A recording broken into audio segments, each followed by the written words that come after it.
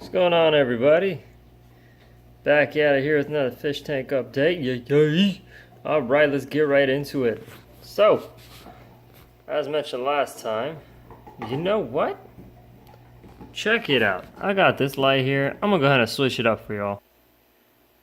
Alright, for the sake of clarity of this video, I went ahead and put on my Evo 5 light, my HE primes down there, just so you guys can actually get a clear sense of what's going on in my tank today. Alright, so like I was trying to show you sometime last week, I took a video, just came out pretty bad because of the lighting, and so I never actually posted it, sorry. But everything's growing out really nice. I'm starting to get shelving up here. You can kind of see it on the side here.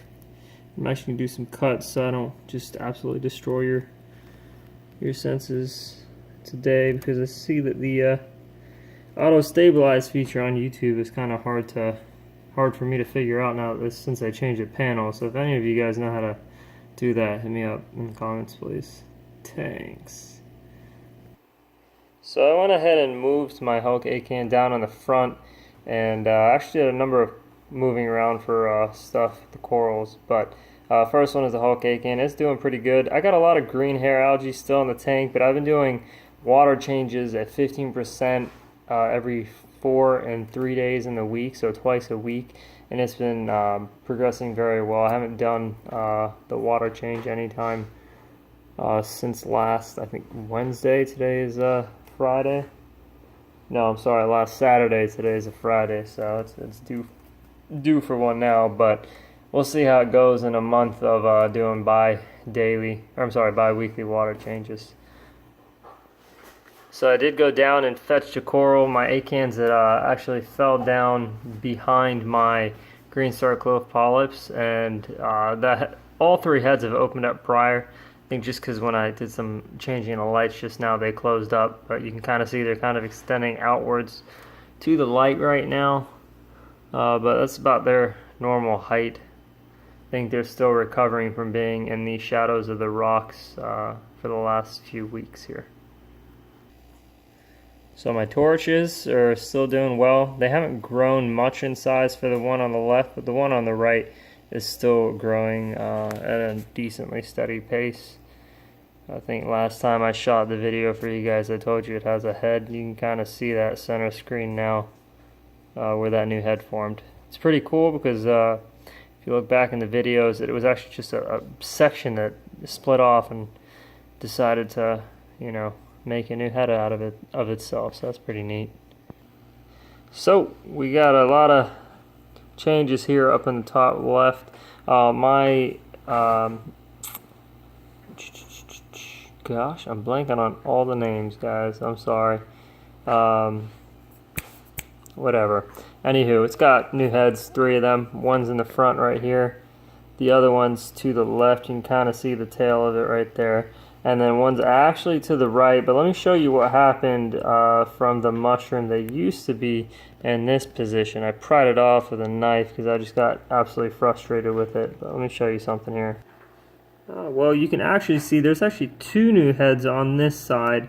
The main head that's center screen now is the head that used to be there before, but you can tell, if my fish would move, where it was actually stung by the mushroom. You can see its pieces floating there.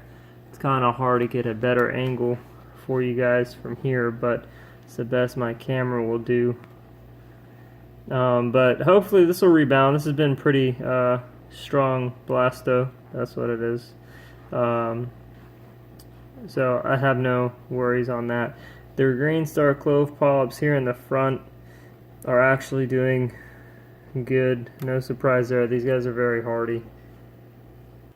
They're actually so hardy that they seem to sting everything that they come in contact with. The mushroom did suffer some damage here, but we did get it to grow back, so it's back to its size it was before the green star clove polyp stung it. It was pretty neat. There's the 2 new heads that came out. So these didn't branch off of the mushroom. I think the one beneath it did, but the one that's on the right, or maybe one of the 2 of them, I don't know. There used to be a small blue mushroom somewhere in my tank. It used to be in the bottom right. It disappeared. And I want to say one of these are them, but you know, looking at it now, they both do look pretty red, so they may just be pieces that split off from my red mushroom.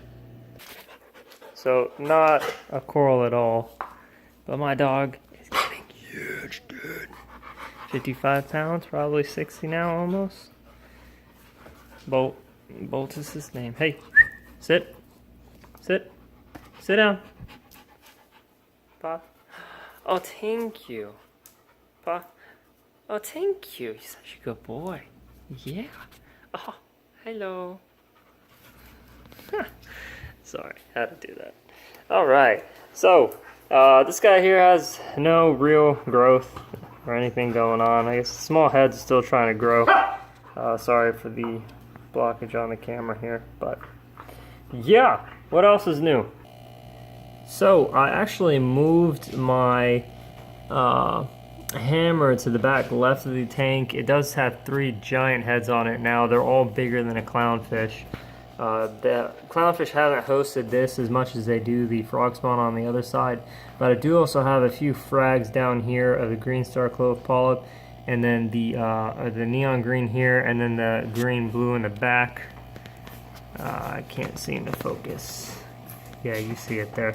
But I'm very happy with how this coral here is acting. It's gonna make for a nice backdrop if you just back this out and kind of appreciate the 2 large corals in the back corners of my tank. The one on the right is the frog, and this thing is just gigantic and never stops growing. Check this out. I'll just give you a constant view of this as I move to the side here. But as far as I know, I think it's at 4 heads now. Sorry, my dog's in between my legs. But I think it's at 4 heads now, and it never ceases to amaze me how much the fish actually like to host this coral, which is surprising because I know they like anemones. I can never say that word. Anemones.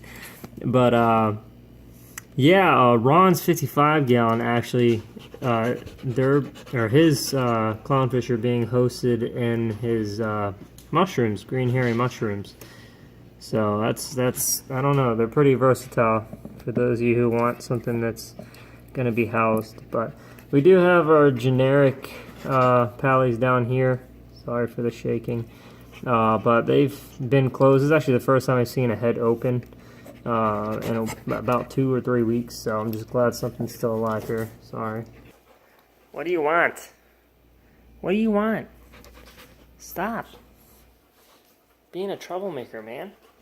Hey.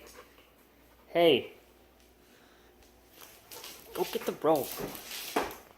Biting the couch and all that nonsense. Get out of here. Speaking of hairy green mushrooms, so Ron actually gave me one head that actually split, and I don't know what it was that happened in my tank that made this one go instead of anything else, but the coral did die, but you can kind of see it like spawn a new head in the center of the screen, and the one on the bottom that never really grew is, I'm guessing, gonna grow now that it's under direct light, but it used to be under the large mushroom before it. So we'll see what happens with this coral here in the next few weeks. Besides that, my bird's nest up top that had the green hair algae on it, sorry, stop baby, hey, is growing. I mean, the green hair algae is not spread on it. It's definitely, let me try and get you guys focused here. It's definitely not gotten worse since I've increased the water changes, so I'm hoping that it'll just grow from there. You can actually see, look at this beautiful coral in the back, man. This is my lantern. I think one of my new favorite corals in my tank. Look at the colors of this coral. You can't really appreciate it in the other lighting, but this one really captures it. I really like this lighting. If only I can mimic it on the other one. You can kind of see the blue better too. Ugh, my face is being lipped. The blue better here on the bird's nest. But the section actually broke off. The V shape that you see right here is actually still doing well, holding on pretty nicely.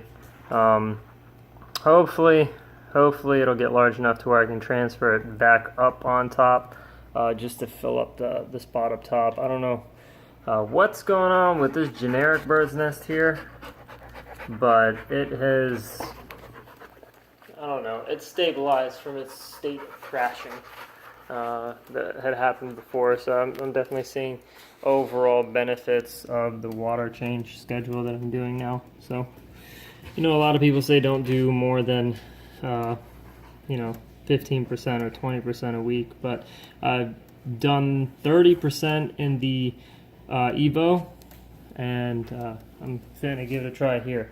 So, where'd I put this troublemaker of a mushroom that used to be there? He's actually now front right, and he is bounced back from the torture that I put him through. You can kind of see, look at those colors, man. This is a remarkable coral. But he's bounced back, and I'm sure he'll be opened up. He's probably about a fourth of his current size. He's about 3/4 wide when he actually opens up fully, so we'll see how he does. What else is new in my tank?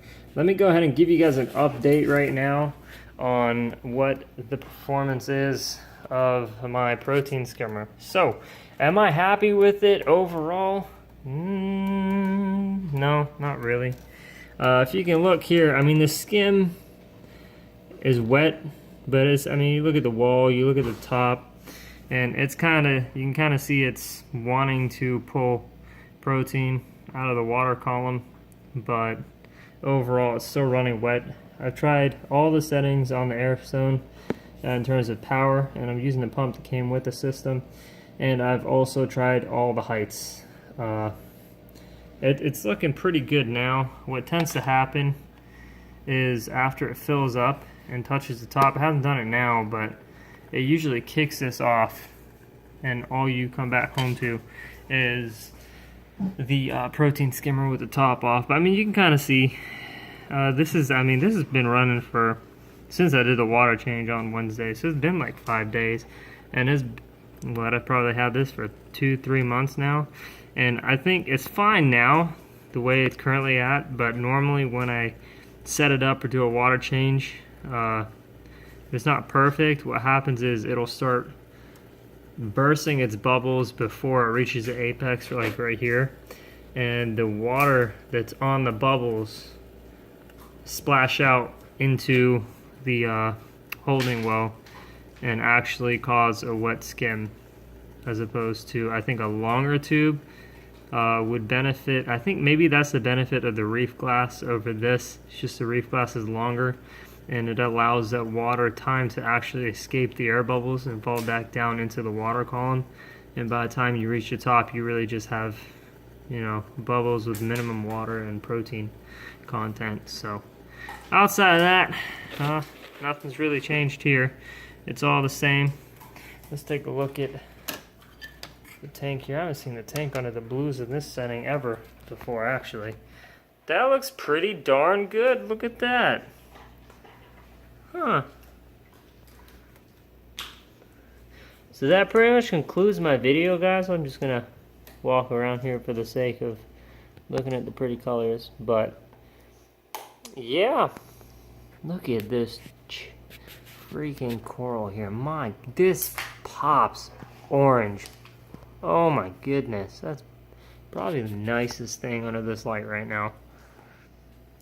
But alright guys, if you got any questions on your own tanks or anything, keep hitting me up. You know I answer. But y'all have a good one. Thanks for sticking in this long if you're still watching, and I will see you guys on the next update. I'm actually going to hit up the freshwater next.